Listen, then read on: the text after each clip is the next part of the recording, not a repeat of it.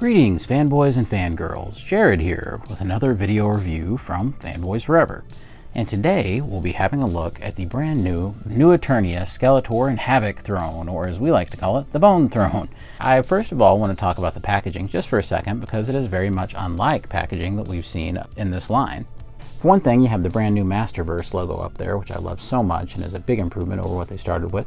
Great artwork of that kind of Alfredo Alcala style Skeletor, but this time he has some gold armor and things, the new Eternia logo. On the side, we can see new Eternia Evil Lyn, which has just been revealed at San Diego Comic-Con, so I really like that. You can see Panther right over here and Screech. And then on the other side, you can see Beastman and the upcoming new Eternia Merman. And up here, you can actually see a snake crawling over Skeletor's kind of bat logo right there for the Evil Warriors. At the bottom, we have a UPC barcode. I don't know if this is going to be in any stores, so I don't know if this is an online only thing or what. I got mine from Big Bad.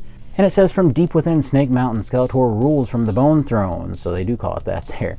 An ancient artifact crafted by the original inhabitants of Snake Mountain from the poisoned bones of wyverns. The Bone Throne now serves as a conduit for Skeletor's Havoc magic to seek out and capture the power of Grayskull. It does mention that it's unassembled. And it also requires 3 AAA batteries, which I believe is one of the very first items in the line to require batteries. So let's go ahead and have a look. Worth noting, just for fun, is that it kind of had its own little shipping box. Oh, and so this is interesting. You actually get a completely separately packaged new Eternia Skeletor figure, which I think is awesome. I didn't expect that at all. I thought he would just be in kind of like a bag or something. And on the back, we have some awesome artwork, and on the side. So I really love what they've done here. There's no barcode because this is not going to be sold separately. And then for the Bone Throne itself, it comes in this cool box, and I think this is really awesome looking. There's even a texture to it, and at the bottom it says Skeletor, and that's also embossed. First of all, I'll just show you on the sides, we do have a couple of other things, which I think these faces look awesome. I'm not really sure if they're specific references to anything. And on the bottom, it's just a flat surface version of what looks like a Snake Mountain stone. All right, we open it up, and here's what you see inside.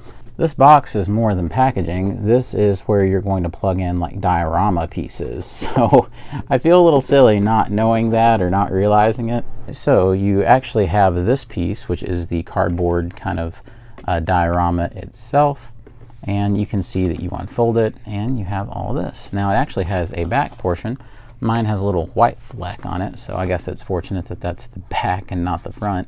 Don't really know what that is. All right, so I believe that what we're supposed to do is we're supposed to bend along these edges as well. That way it clips in the back and comes forward a little bit. So we'll just crease these. Now, my belief is that on these, you bend them down, and then once it comes through, it pops back out and secures in, because it won't go in with this much material. And I'm glad to see the packaging design people at Mattel, who's the best in the business, actually do something that is used in the product itself, which is awesome. That does it. Okay, now you've got your whole backdrop and base and everything. So first thing is it wants to put the cushion on there, and it cracks me up that there's a cushion. And so all you have to do is take these little parts right here, and you just put them through the holes in the bottom. And you kind of just pull them all the way down, and I just unfold the ties a little bit, and that keeps it from coming off and kind of secures it down like that, so you can pull and it's in there. A lot of thought went into that actually, and it's cool that this is actually kind of cushiony. All right, next up we take the actual plastic base of the thing, and this is where the batteries will go in. Oh yeah, that's the perfect amount of room. I really like and appreciate that. And you just match them up. Let me get it to the side here. Yeah, and same for the other. Good. And that's a really tight fit, which I really like, so you know it's not just going to fall apart. All right, so this is a part that is a one-time assembly, so you have to make sure you get it right. It's kind of the back. It takes quite a bit of pressure actually to get these to fit on. And we will also be putting kind of the big giant skull head on the top.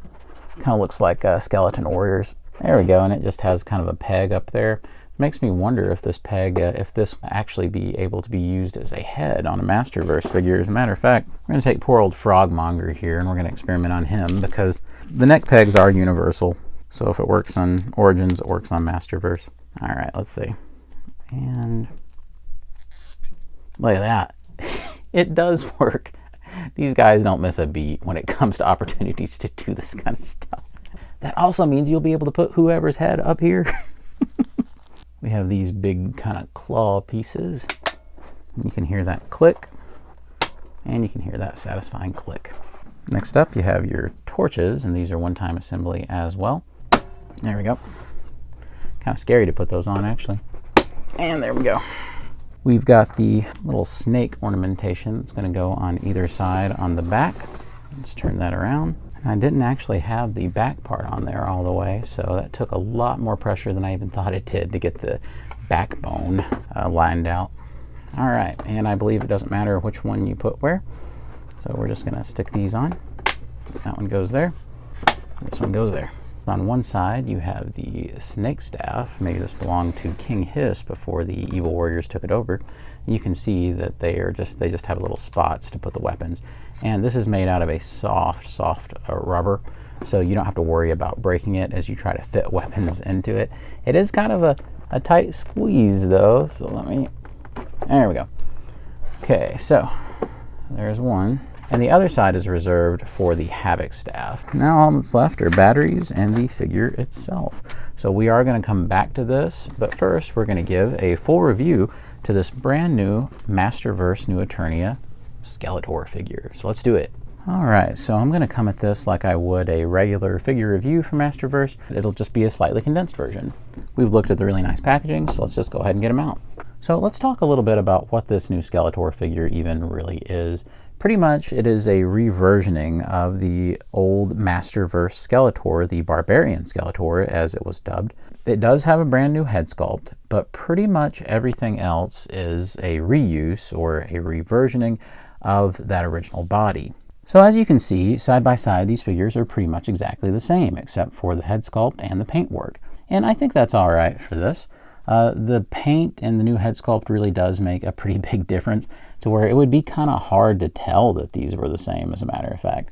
But maybe to sell it a little bit more, to bring home the point a little bit more about them being similar, let's switch to the alternate head sculpt that he included.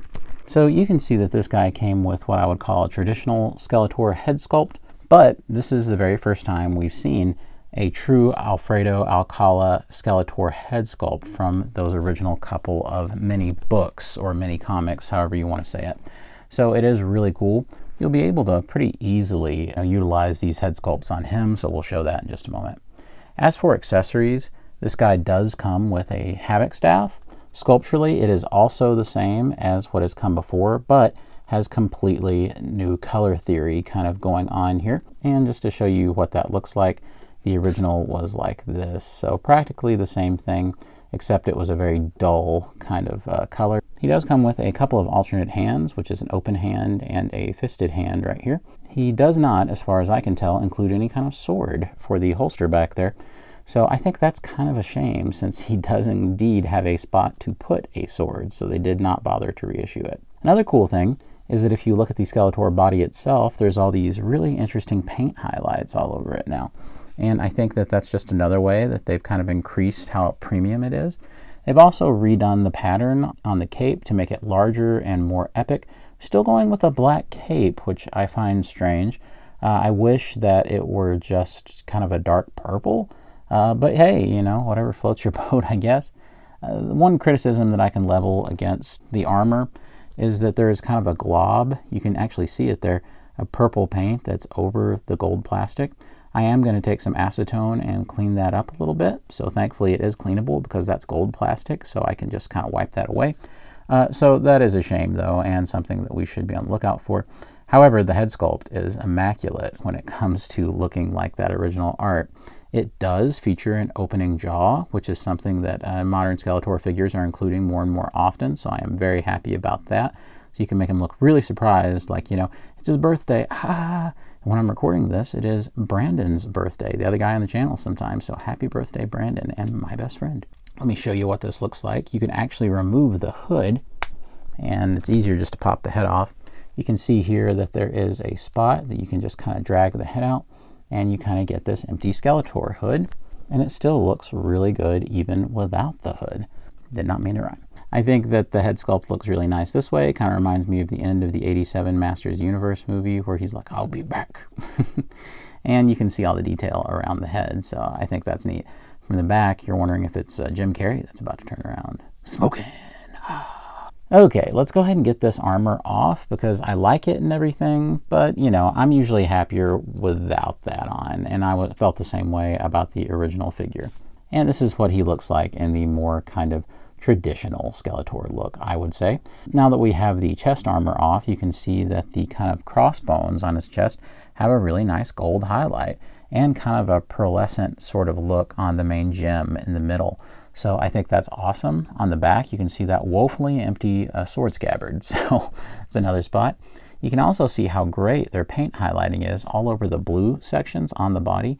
Just really nice. It's really obvious over here where you can see that it has that light kind of dry brushing over it. So it's just awesome looking. If you want to see this with the more traditional Skeletor head, doesn't look half bad. The hood may be a little bit dark for it, but honestly, it's probably not something you would ever really notice. That looks pretty good as well. I think it works a little bit better because it does have some metallic highlights, which helps blend in with this. If you're wondering about articulation, it's exactly the same as what we've seen previously in the line. There's really no changes here. The one unfortunate thing I'll say is because this strictly reuses the tooling base from the original figure, then you can see that it doesn't have drop-down hips. I'm looking at the construction just to make sure, but yeah, there is no mechanism for that. So this really is a re-release of that. I really wish that they had gone the extra mile to add it, but I mean, he's mostly just going to be setting anyway, but the drop-down hips would have helped him set better. I think that's a little unfortunate. And this arm in particular is very loose, so it's really bad on that arm. This one is actually fairly tight. You can see that it does hold pretty well over here, but it's this one that's so loose. This is maybe the most loose Masterverse arm I've ever had. So I don't really know what was going on there, if it's some kind of production problem just with mine, but it won't even hold up its own weight. So I don't really understand what's going on. Overall, he's a cool figure, but definitely not something that you would buy the set for. And here we have the Bone Throne all assembled. I've also taken this opportunity to put some batteries in the bottom. Remember, it takes 3 AAAs. It did not come with any of those, so those are separate.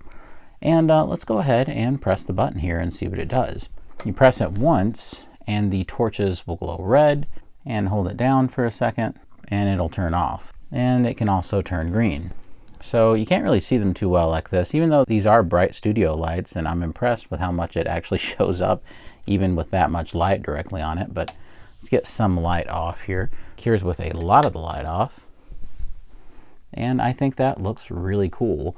Me personally, I prefer green. It can also do blue, which I think is really neat.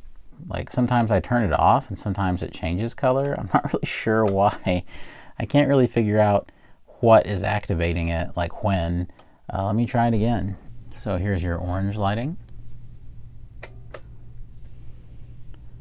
Green lighting, blue lighting, and then it turns off. Sometimes though, it's a little iffy on what it will do when I press it. Sometimes it's very responsive and sometimes it's not. So I've still not really gotten the knack of that just yet. I will say that they've really gone to great lengths to make sure he looks completely natural sitting on the throne. It is kind of funny to see the display stand just literally say Skeletor down here. I think that might be maybe a touch silly, even for Skeletor. Moving up a little closer though, you can see just how well and how naturally he is actually setting in the Bone Throne. And they've really gone out of their way to make sure that everything, you know, it doesn't look like he's just squatting or something like that, that he's actually setting naturally in it. What I really like is down here at the feet, you can't really see too well here, but there are some foot pegs there for the heels, and they have his feet peg in at exactly the right spot. And that means that he's, it really gives him that extra bit of security to where I could pick this thing up and it wouldn't go anywhere. So I think that's pretty cool. I also like how the staffs in the background kind of have a place to go. And I love the head ornamentation with the skull at the top. So I did take kind of a 24-hour break from making this video because when you have a newborn, you know, you're going to be busy doing some other things. And it gave me a chance to kind of poll the community about other people that own the figure, and I asked if their left arm on their Skeletor was loose like this, and it wasn't. So this is definitely, Mattel has kind of misassembled this or something broke inside of it. So I am going to reach out to Big Bad Toy Store, who's usually excellent about getting replacements and things like that. So we will certainly see about that. So yeah, very unfortunate that the figure ended up coming defective, which is one of the very first times there's ever been like a build issue with a Masterverse figure. So hopefully that's not a sign of things to come. Hopefully that's just more growing pains about them doing like a diorama set like they have here. All right, so we're definitely going to try this out with a few other Skeletors and a few other combinations. And I think the first thing we'll do is put the cape and armor on this guy just to see how that looks. I think that ends up looking really nice. So if you want to utilize that armor, I think it does give him more of a regal look, especially if you're going to have him setting on a throne like this. And just as you might expect, very similar story here. He still looks fantastic. And yeah, it works really well for what they were going for. A little bit less light there, and you can see how he looks with the flames. Like I said, my preference tends to be those green flames for Skeletor. I think that looks most appropriate for Snake Mountain. And I really do like how this one looks on the throne. I think it's a really good choice with that original New Eternia Skeletor. There's a couple of Masterverse figures that I don't have a lot of confidence will set correctly because they have like the rubber skirting pieces. One of those is the Revolution Skeletor here, and because of the kind of kilt thing that he has going on, it's going to make it tougher. However, these do have drop-down hips, so that can definitely help you get the legs out. And in the end, it's pretty aggravating to try to get him to sit, but I think that overall, it's pretty decent. Like, you can fake it pretty well. That cushion on the seat kind of gives you some leeway to play a little bit. And I think it looks okay. Not quite as good as the others, but you know, it works. And especially if we turn the flames blue, I think that looks better with Keldor. So it's definitely an option. Movie Skeletor ends up looking pretty decent on the throne here. I mean, I think, you know, it's the same as a lot of the others. You're going to have the kind of rubber skirt pieces be an issue.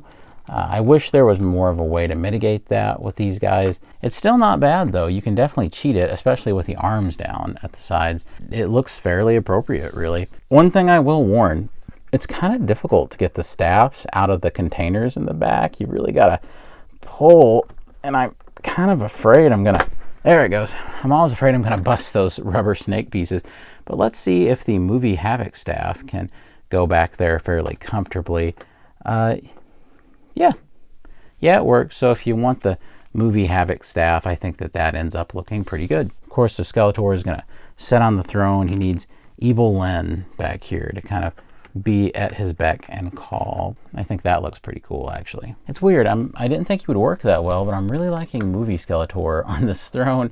Maybe it's just my personal bias towards Langella movie Skeletor. I don't know. I'm just really liking it. I hate to even take him off of it. Here's one that should have no real trouble fitting, and that's 40th Anniversary Skeletor. Should work pretty well. He doesn't have drop-down hips, but I still think that he'll be able to set fairly comfortably. And I would say a lot of people are going to be using this Skeletor, or at least the folks who were able to get a hold of this Skeletor. I wasn't able to get a hold of the Too Bad set that they had for the San Diego Comic-Con exclusive the other day. I was at work. I tried to find it on the main page. It wasn't there. And by the time that I did see that they had put it up, it was already sold out. So even Jared from Fanboys Forever can't sometimes get a hold of these things. Good thing I don't care as much about the cartoon collection. It's not really my thing. Anyway, yeah, that looks great. I think that is awesome looking. I'll show you some of the different settings here. There we go. Nice kind of bright orange flame right there if you want to see how that looks. Also, keep in mind his Havoc staff can go back there, but it's really pretty similar to the one that came in this set, so I don't think it really matters. And his feet can actually peg into the bottoms. Now, here's one that's kind of a long shot. I don't know if this has a snowball's chance of working here, but this is the CGI He-Man and the Masters of the Universe Skeletor. I was talking to Brandon, my best friend who's sometimes on the channel here with me, and he found this guy for $4 at Ross Dress for Less the other day. So people, he's worth $4. You know what? That actually works. His feet were able to peg in. It was no problem. Yeah, that's and turn it green, of course, because in the show, Havoc magic is a big part of what turned Keldor into Skeletor. I guess this couldn't really go back there because this part at the bottom is too big to fit. But, you know, it certainly could look cool if you just kind of propped it on the side or something. It wouldn't look half bad. Yeah, I think that's pretty nice, actually. So even though his arms are a little big for the rests over here, it really does look good. Yeah, I'm surprised. And here's a really fun one. I thought, well, what the heck? We should at least try one Origins figure. I know that Origins figures have a really hard time setting down. That's something they've still not been able to crack. So they always kind of slide onto thrones and things. So here is Skeletor. These guys don't have the articulation that Masterverse has. Hey, that's actually not bad. It's a pretty good illusion from the front. I will definitely say that. Because if you happen to look from the side, you can see that it's not quite as convincing. You can tell that he's just kind of leisurely standing a little bit and leaning. But from the front, which I'm sure is the intended viewing angle, that's not bad, and I thought it would look horrible. Let's put New Adventures Skeletor right on the Bone Throne. You know, New Adventures Skeletor, oddly huge compared to the rest of the Skeletors in this line. New Adventures Havoc staff fits right in. There you go, New Adventures fans. I love you. All right, and the final Masterverse Skeletor figure that we can look at is the Revelation Skeletor from Wave 1. And he should work fine. And just like the included Skeletor, his feet do peg in really easily to the foot pegs down there. And that's a big key in getting the figure to fit as tightly to the throne as it possibly can. And for my money, this looks really good. I think that it's a great fit for this style of Skeletor. So I actually really love how this looks. And certainly, if you want something cool to do with this Skeletor, you should definitely put him on this Bone Throne. So I think it looks great. Guys, I'm asking you not to ruin this for Meg Foster Evelyn, okay? It's amazing because her feet actually do peg in, and that forces the rubber piece to actually conform to the chair. And it's probably, it's a really natural fit for the Bone Throne. Guys, please let her have this, okay? Let her have this. And you know, there's a lot of possibilities for this throne, really. You're not limited just to Skeletor. You can certainly try some other characters. You know, there's some Hordax you can try and things like that. We'd be here all day if I tried every figure. The point is this: if they have a lot of like rubber kind of skirting on the figure, you're going to have more trouble. If there's less, you won't have near as much trouble. One tip I would have for you is if you were really serious about getting a Skeletor figure on here that does have some rubber skirting, say for instance like movie Skeletor, I didn't care to do it for this, but I would just dip him in really hot water, and then I would try to bend this like to a setting pose and then put cold water on it. What that'll do is it'll kind of lock in that rubber to where it'll make it easier for him to sit. And if I ever do that with the Skeletor, that's what I'll do. And if you ever want it to, you know, go back to the way it was, just heat it up again and repeat the process, and it should be fine. I will say that this does give me hope that maybe the direction for Masterverse isn't playsets, because they've never done a playset for Masterverse necessarily, even though all the playsets can work for Masterverse, which I do appreciate. But maybe the direction for Masterverse are these diorama sets.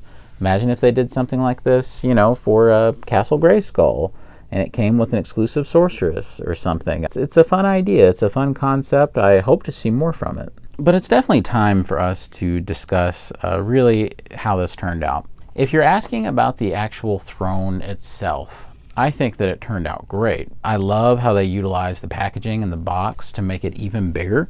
If I zoom out a little bit, you can tell what I'm talking about. You can see the bottom of the box there. And if I stand, say, the 40th Skeletor beside of it, and he's one of the taller figures in the line, you can see it's pretty sizable in terms of the height of the thing. So you could have a lot of fun with that to make it a really big and impressive part of your collection. So I really love the Bone Throne itself. I love that light up feature, even though it can be very confusing at times. Sometimes I press it and it turns off. Sometimes it changes color. But I do like the flickering lights. I think it would have been better if they had also added some sound in there. Maybe have Alan Oppenheimer do some, you know, Skeletor laughs for them. I think that would have been great. The throne has all sorts of great wash work and things, and I love all the little details on it, especially the skull head up there, very Skeleton Warriors type of vibe. I just think it looks great. I think that the base of the throne needed a little bit of a wash. It's a little plain looking. I'll probably be going in there and applying a wash myself just to bring out all those great details, because I think it deserves it, and it's a very simple process to do. But there are some drawbacks to this thing, and really none of them are about the throne or the way it's constructed or anything. All my drawbacks really have to do with the figure itself. The Skeletor figure, I think, lacks some imagination. I definitely think it's interesting what they chose to do with the gold highlights and things, but the truth is, I don't really think it's based on anything. I think it's just an idea they had. Do something a little nice, and I think it looks good, but it's not something that I particularly care about in terms of a visual for Skeletor.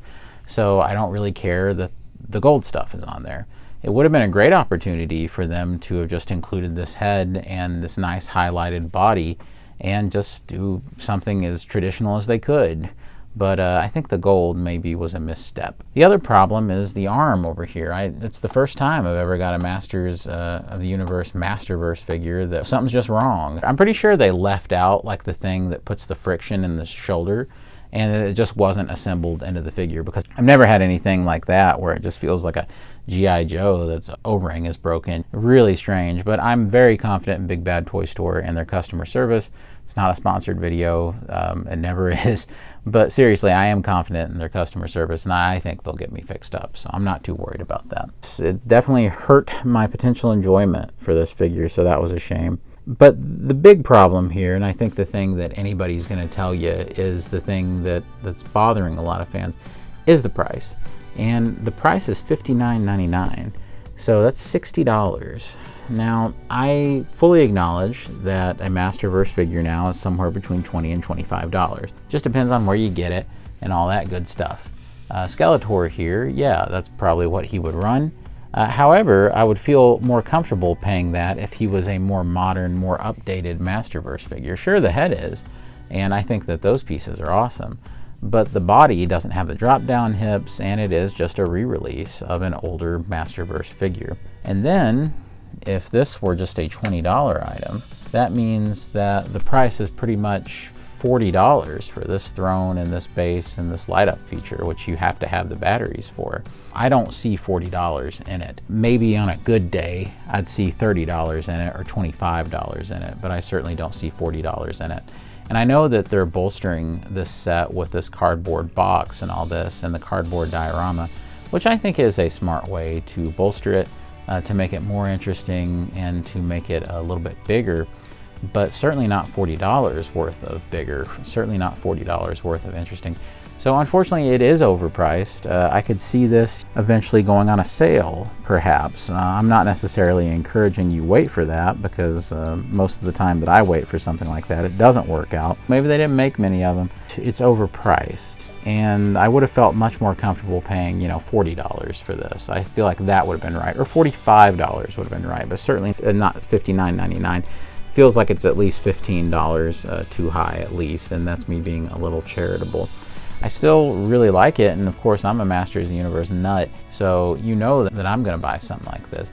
But what if you're watching the video and you're not as into it as I am, and you're more of a casual Masters fan? If that's the case, you should tread a lot more lightly on the decision to get this. I love having a real official bone throne that I can put not only my Masterverse figures on, but if I work at it, my Origins figures. But for you, it may not be as big of a deal. So yeah, it's not one that I can completely recommend. I would have felt a lot better about it if I didn't have Mr. Floppy Arm over here having problems. But let's hope that that's just kind of a bump in the road, and Big Bad will take care of me on that. I can't be as enthusiastic about this one as I have been a whole lot of the Masterverse products lately. Well guys, that pretty much does it for me. Of course, make sure that you comment down below with your take on this guy. And if you appreciated the content today, be sure to hit the like button, hit the subscribe button, and there's always the thanks button if you're feeling very generous. And as always, God bless you and yours, and I'll see you on Fanboys Forever. Fanboy out.